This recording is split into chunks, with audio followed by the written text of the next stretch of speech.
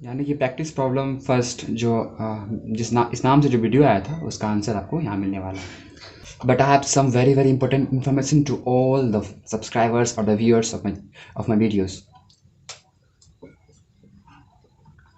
पहला इन्फॉर्मेशन ये है कि ऑनलाइन टेस्ट शुरू हो चुका है क्लास 10th के लिए। फ़िलहाल अभी 9th के लिए भी शुरू हो जाएगा। अभी फ़िलहाल 10th के लिए ऑनलाइन टेस्ट शुरू हो चुका है और पहला टेस्ट इलेक्ट्रिसिटी फर्स्ट नाम से आपको कल 12 बजे से शुरू हो जाएगा,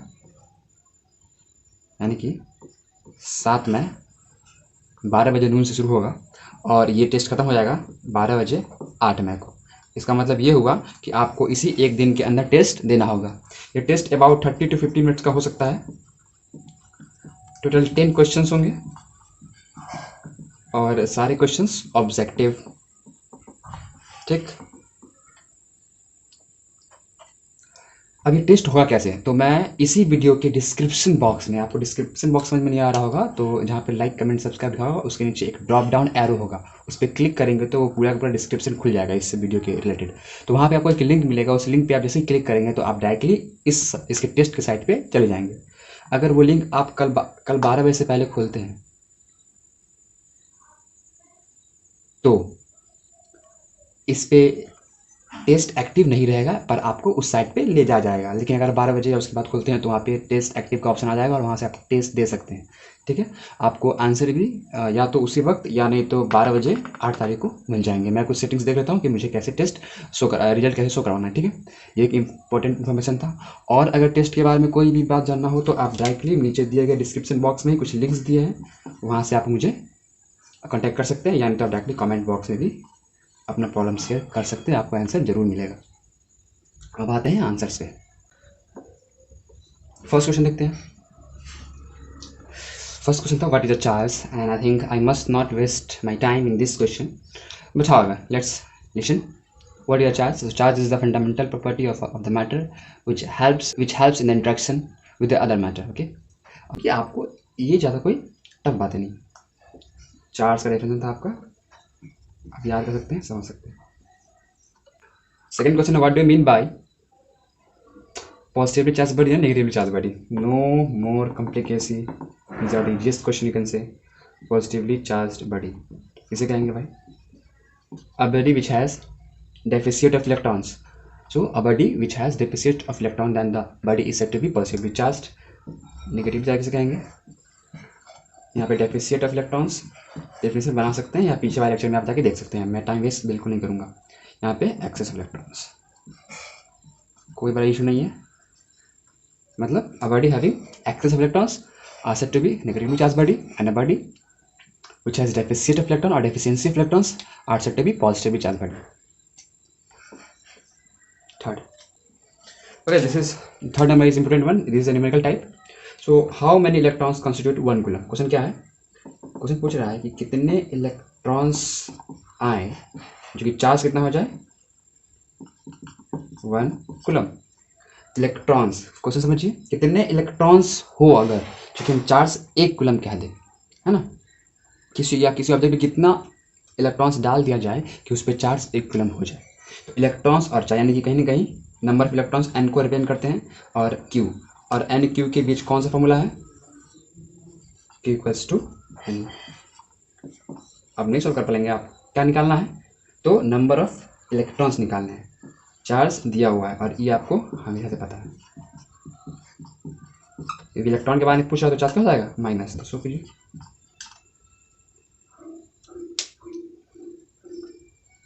पर इस क्योंकि हम लोग मैग्नीट्यूड पर यहाँ पे बात कर रहे हैं ना, 1 कूलम में मैग्नीट्यूड पर बात कर रहे थे, यहाँ पे हमको इशू नहीं होने वाला है।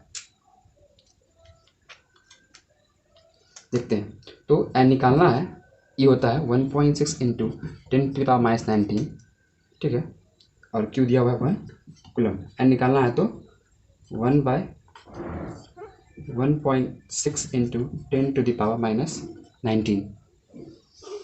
When you solve this, you'll get the answer 6.25 into 10⁻18 electrons. समझ में आया तो ठीक, नहीं आया तो वापस पूछिए।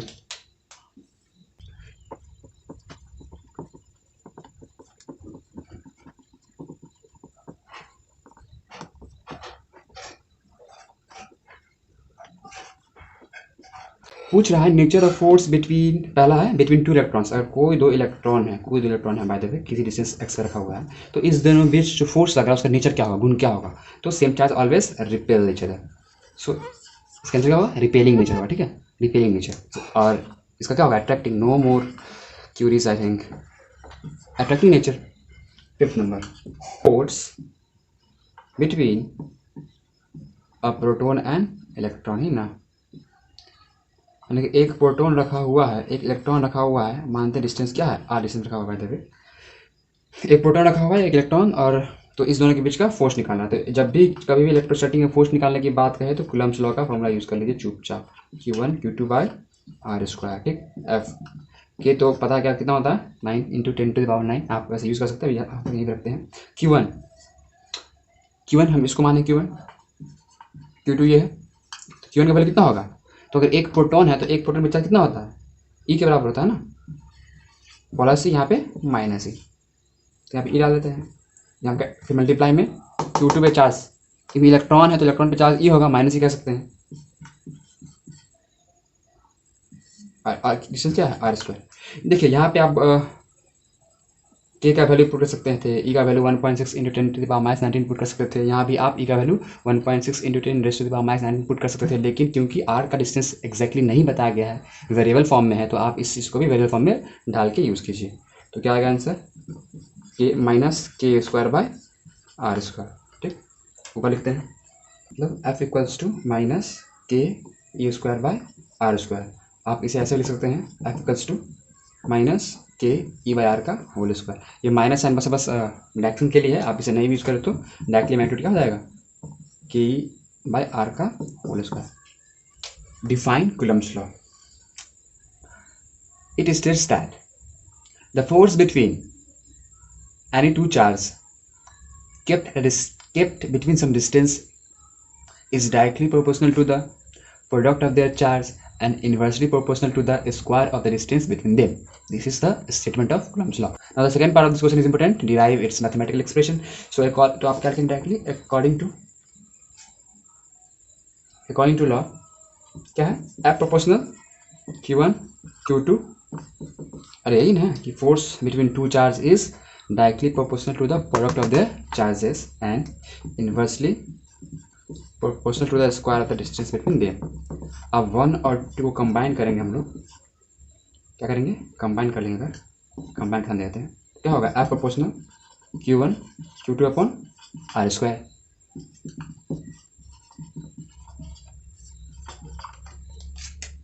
ये आ गया, और यहाँ पे क्या हो जाएगा, इलेक्ट्रोस्टैटिक कांस्टेंट, ये सब लिख देंगे तो नंबर मिल जाते हैं। वैसे 10th में पूछेगा नहीं आप लोग को, वैल्यू क्या है,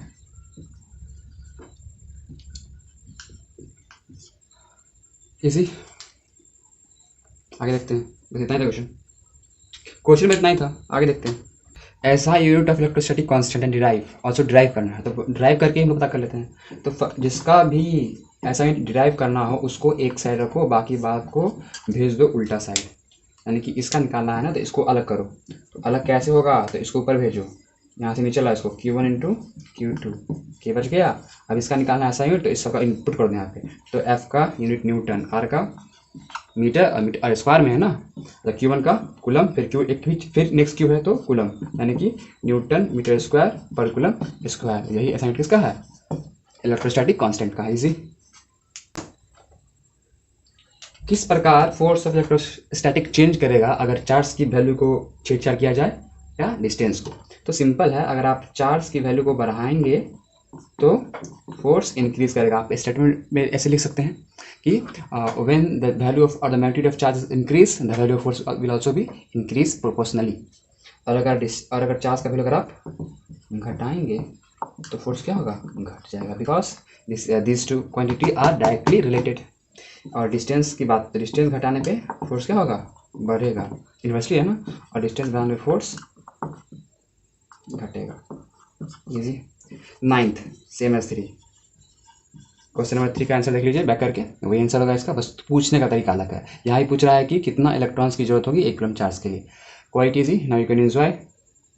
अब नेक्स्ट वीडियो आप टेस्ट के लिए तैयार हो जाइए, कल 12 बजे से टेस्ट होगा, नेक्स्ट वीडियो भी कल आपको अपलोड हो जाएगा, और हम लोग आगे की कहानी को शिफ्ट करेंगे। Thank you, enjoy, all the best.